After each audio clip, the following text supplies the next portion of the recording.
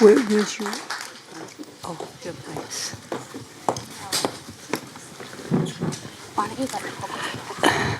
Thank you, everyone. In 1981, when Aviva started making The Partisans of Vilna, she was looking, one, to change the image of Holocaust survivors from being just victims to being also fighters. And also she felt that she could not ask her own mother any questions, and so she felt she will interview other Holocaust survivors, and maybe from that she will learn about her mother. What she did not realize is that indeed in her own family she had her own heroes, and since 1981 she was making films about heroes, Jewish heroes who have sort of not been recognized for their heroism, and she had them right in her own family. So, Aviva, first tell us a little bit about what it was like for you as a child of Holocaust survivors. Did you have any sense of what your mother went through during the Holocaust growing up? It's on? Yeah. Yeah. Listen, every holiday, Mother especially would get upset and talk about the family. And always, especially once our stepfather came in our lives, she didn't want to see anything. I knew that, but that was very different because I really wanted to seek it out. In high school, I remember we read The Wall, and I was just sort of obsessed with it. And then the first time I ever learned about the Holocaust was reading Exodus about Dov and Karen. And that's when I heard about Auschwitz. And I sort of vaguely knew that's where my uncle had been. But in both our families, we did not have any, direct stories of what happened, but very much about what loving grandparents we had. Our cousin, Sara Chase, is not going to be with us tonight. So do you want to answer that also, Johnny? Do you have anything to say to that? Well, no, it definitely. Johnny, by the way, is Aviva Kempner's brother, and he was trained as an attorney and is now a scholar at Harvard University. Scholar is one of the great misnomers of all time. There was an embargo. No discussion about it. We wouldn't bring it up, and my mother wouldn't bring it up. David wouldn't bring it up, and that was assumed. We all knew that. But then there was a change. Aviva, what was it when the second generation conference, then all of a sudden the floodgates opened. That was the precursor to these interviews, and then it was a 180-degree pivot. But as a youth growing up, it was not something we talked about. And Delaney Kempner, right here, is the communication director for the New York State Attorney General's office, Letitia James. And what it was like for you? What was it like for you as a third generation, as a granddaughter of a Holocaust survivor growing up? Did you know anything? Were you able to ask your grandmother anything? It was not something that we spoke about at any point. I think that, in high school you're taught a little bit about the Holocaust, some places more than others. It was sadly not until my grandmother passed away and I was in college and I had a paper to write about. I thought it was a throwaway class about waves of immigrants into this country, and I really started to explore both my grandparents. In this film, it says that my grandfather was American. At that time, he was an American citizen, but he was actually Lithuanian, born in Lithuania, moved to the States. That I started to look into it and started to kind of understand, wait a second, I've heard about this before. I know my grandmother was a survivor, but finally understanding what that actually meant.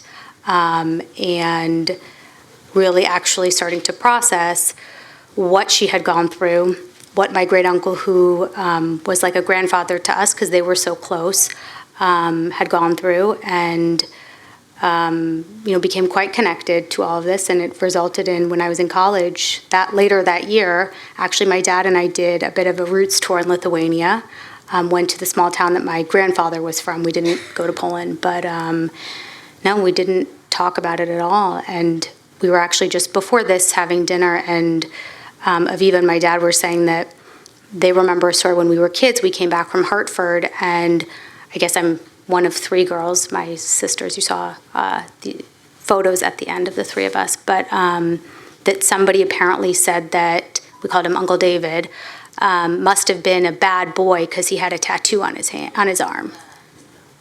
And I have no memory of that. I don't remember, any conversation about it, but not until I started to, on my own, at an older age.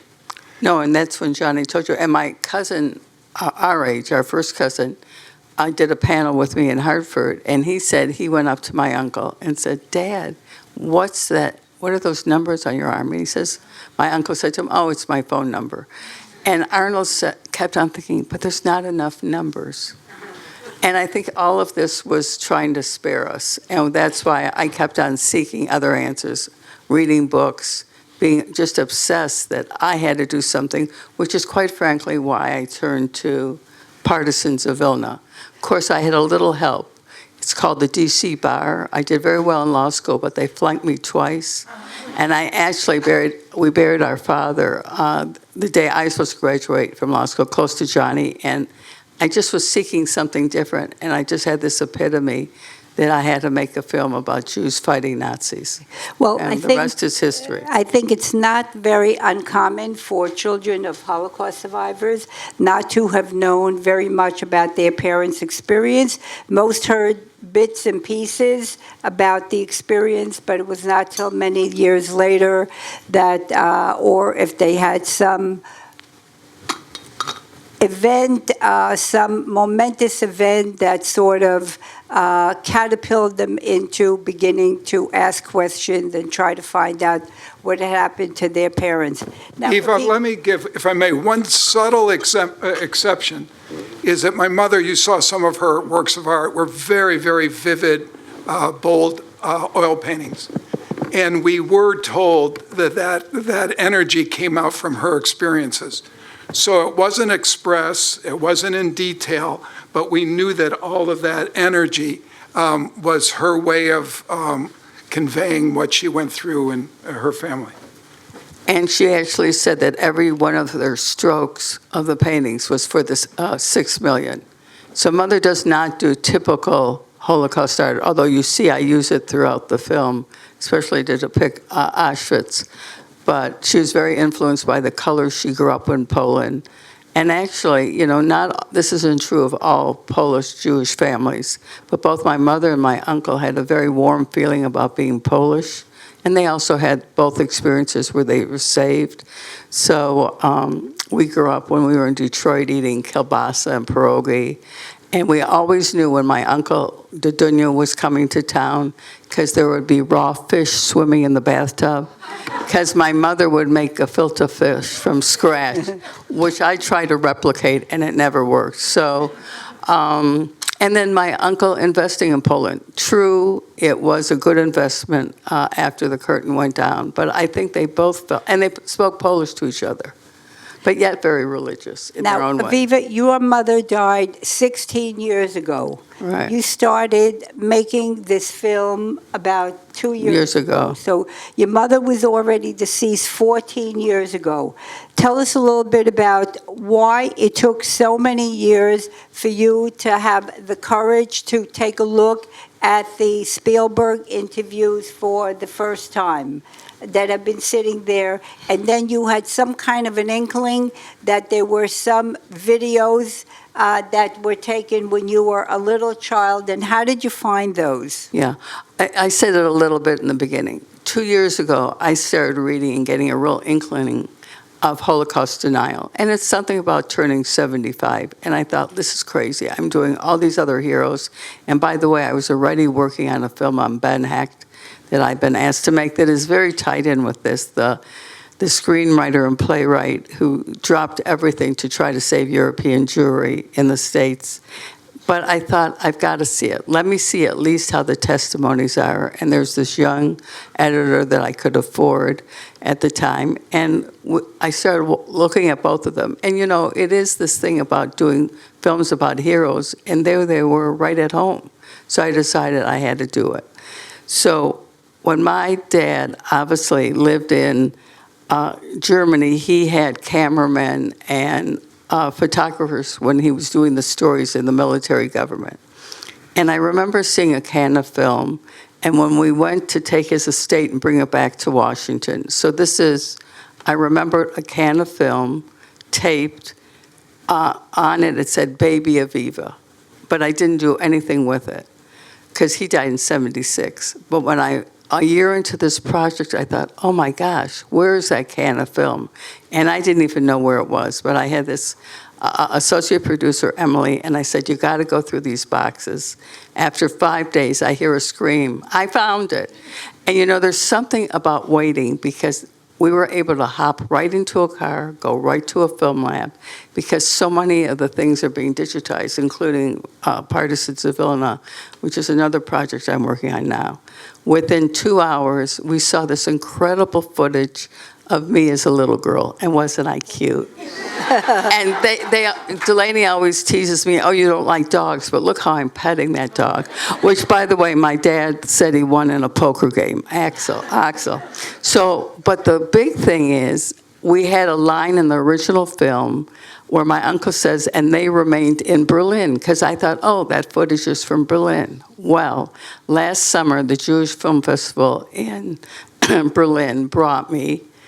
But before I went there, I decided I finally had to go see the work camp my mother had been in. Well, it's no longer a work camp, forced labor camp, but it's a museum in another location, and it's near Munich.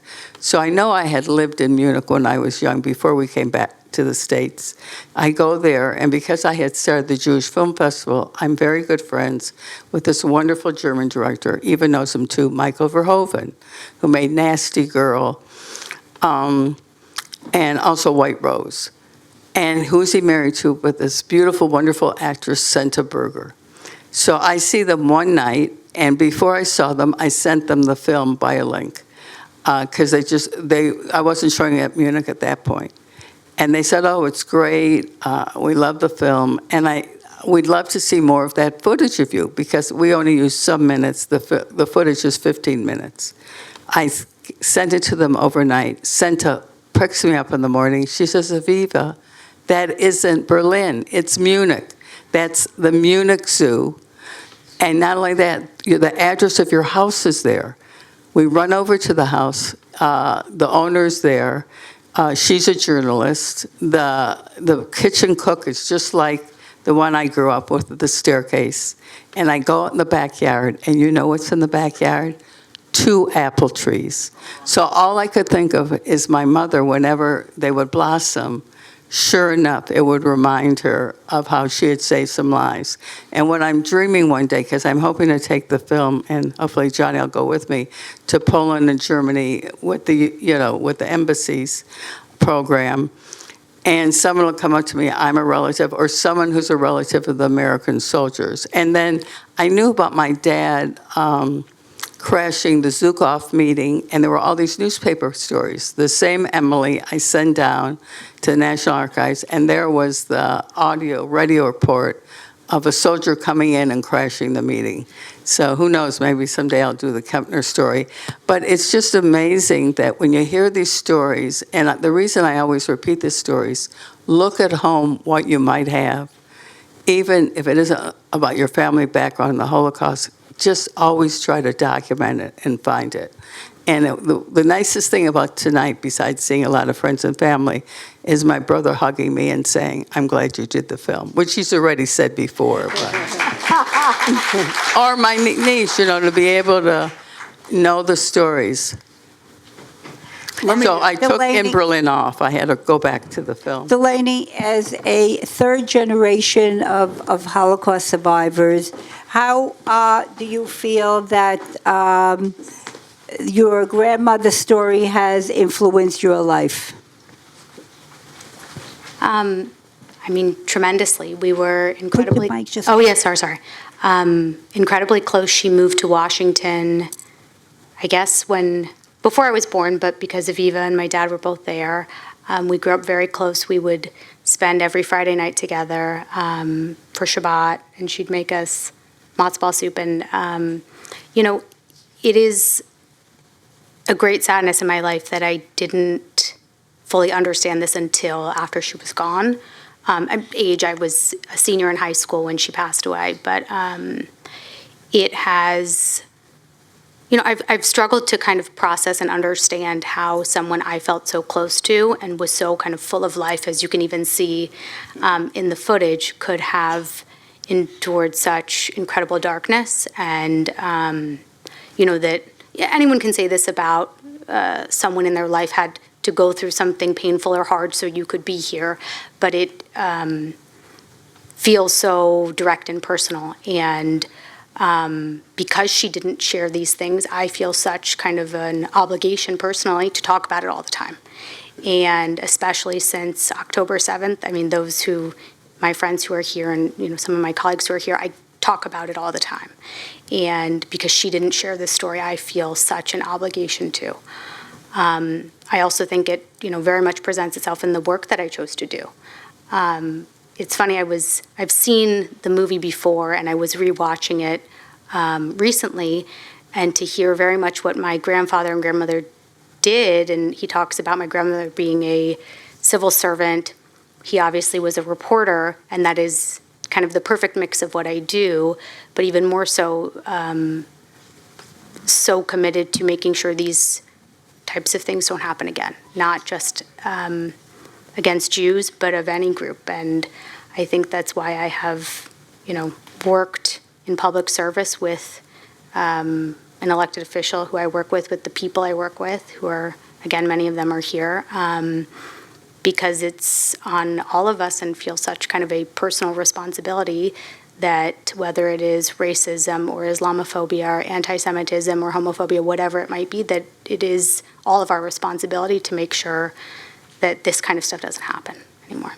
Now, one of the things about the third generation is that they grew up with a sense of pride, and so there's been a transformation from the second generation, particularly those who grew up in America, where when Holocaust survivors first came to America, the newspapers, magazines, such as the Saturday Evening Post, said that the best people died. Those who survived must have done something devious in order to survive.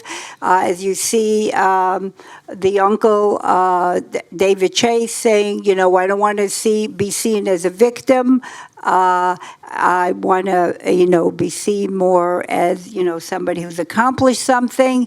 And survivors were not seen that way. So that the second generation grew up much more with shame of the survivors as victims. When it came then, we see the transformation in the third generation. And some of that certainly happened with some of the gatherings of Holocaust survivors in 1983.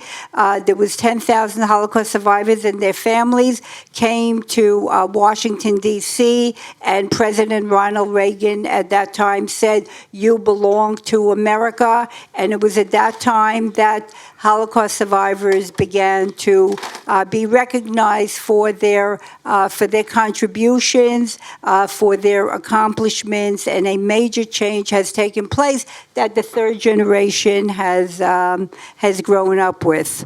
One other thing, which is that in every family, there's usually one memorial candle who wants to keep that story alive.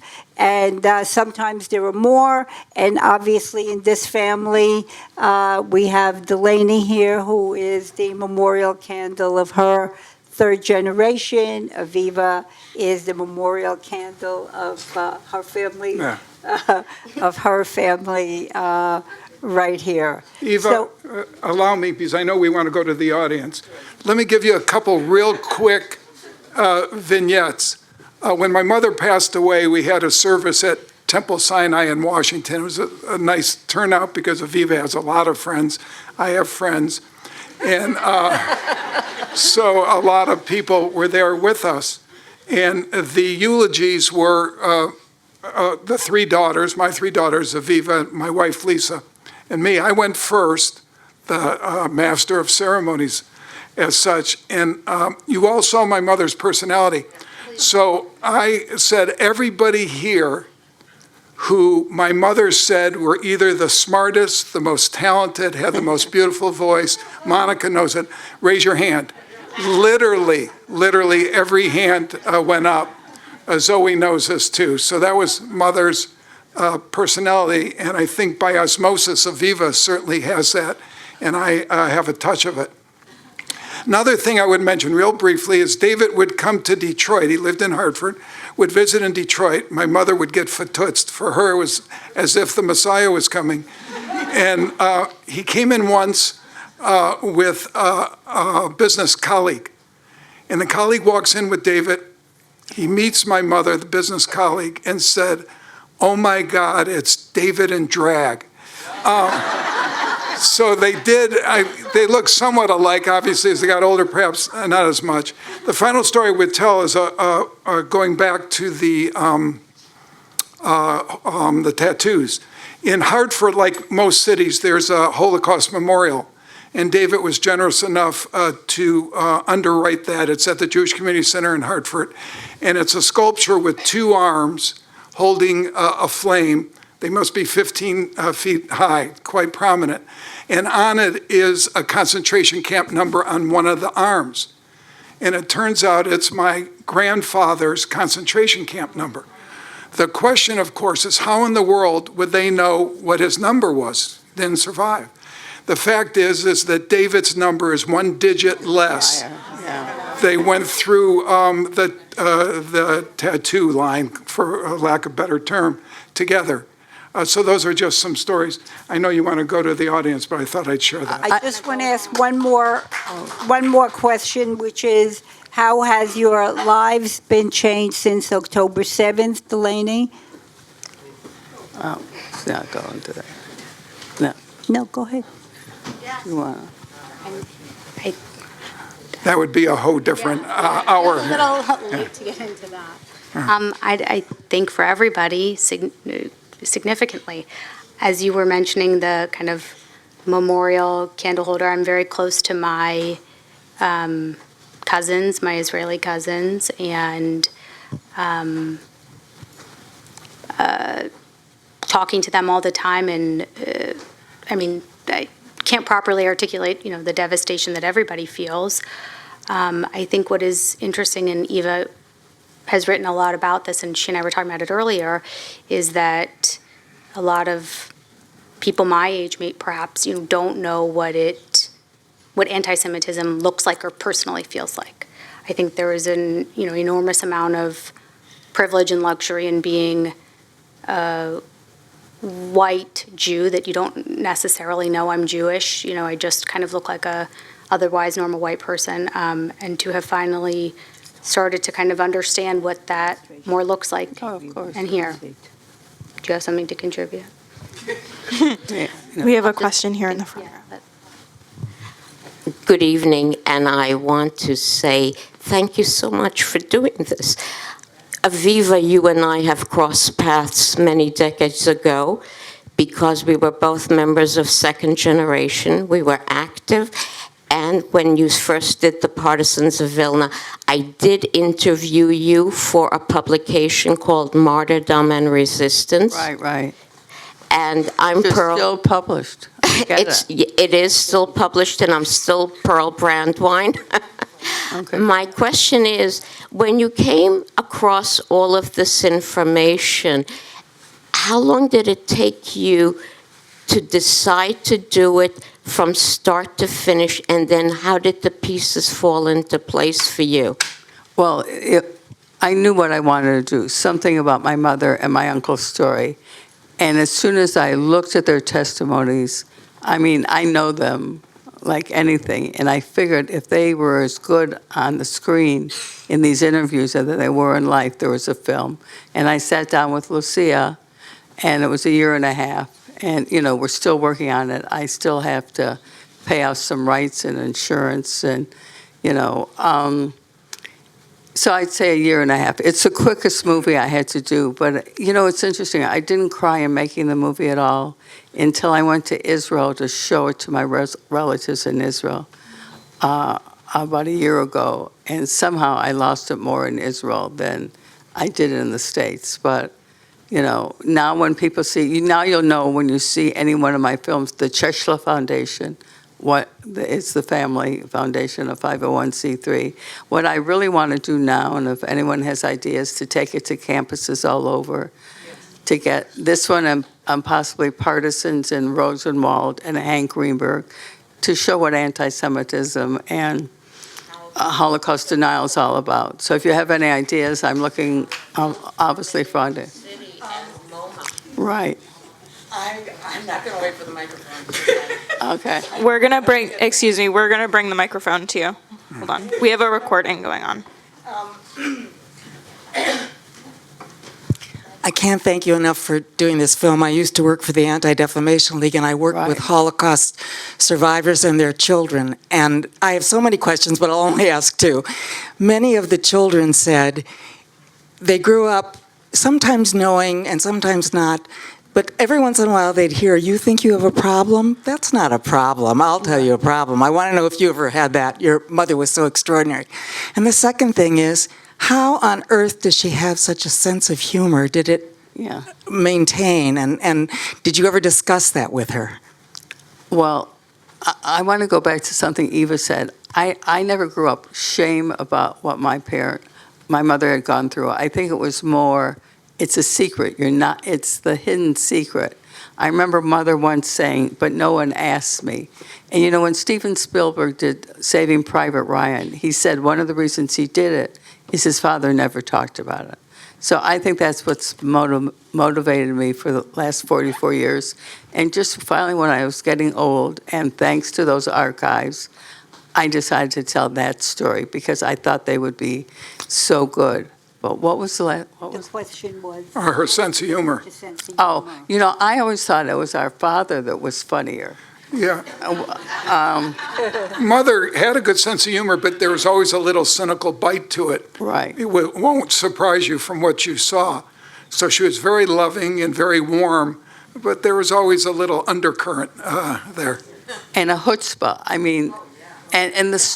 Would I have loved to have talked to her about it just, saving with the apples or being accused, accusing the guard of saying, "What, you think she's pregnant?" And of course, then she was pregnant. Just all these stories. And since I've studied the Holocaust so much and made other films, I almost knew all of it. But I have to tell you, the one gem, and again, it always goes back to food, is my uncle talking about when the French prisoners came, they started eating frogs. It was like an escargot. And I thought, well, but it's the principle. Frog legs, okay. Thank you, Delaney. In any event. The only story I knew before is once Mother did say to me she saw her grandmother die in front of her. And her philosophy on it, I think, took years to cope with. And murdered, she probably said. But, yeah, he was killed. Well, we also have to remember that, humor is a defense. Right. And so that was certainly Helen's defense against the pain that she was feeling that she never really shared. Can I just point out one person? Monica is here, whose mother was my mother's best friend in Sosnovich, and they had a competition on who was the prettiest. So I had looked at her mother's testimony, but there was nothing that fit in. So I'm sorry I didn't get that in.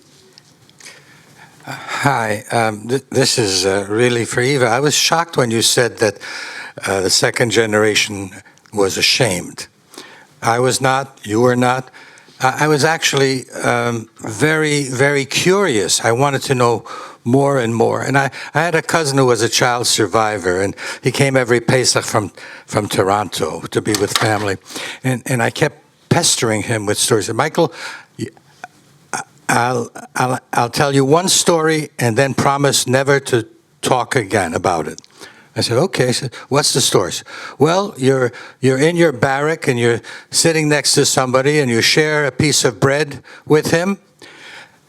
And the next morning, you wake up, he's dead next to you. What do you do?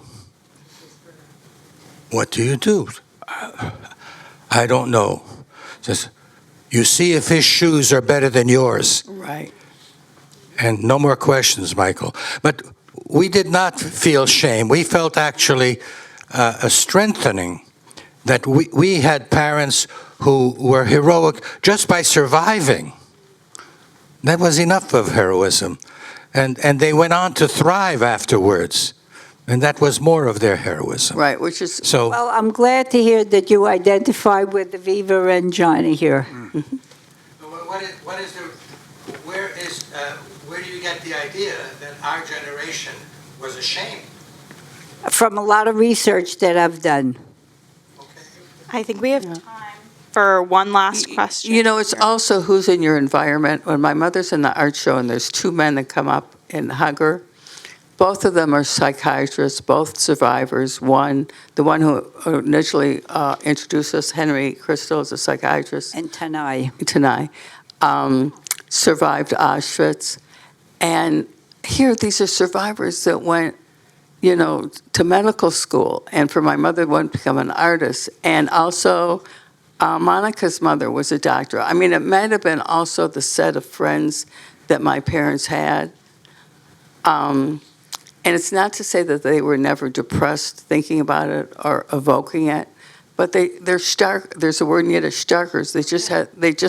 They were survivors all the way. And certainly when I first started Partisans of Vilna, Steve Mead is here, Meeting Vodka, and Ben. I mean, these were just incredible to me, always examples of, real heroes. Well, I think a film like The Pocketful of Miracles will certainly continue to change the image of Holocaust survivors and what they were able to contribute not only to their own families, but to society at large. And you So should thank you, everybody. You should all get postcards because it's my mother's watercolor on the postcards. They're outside, or I have them.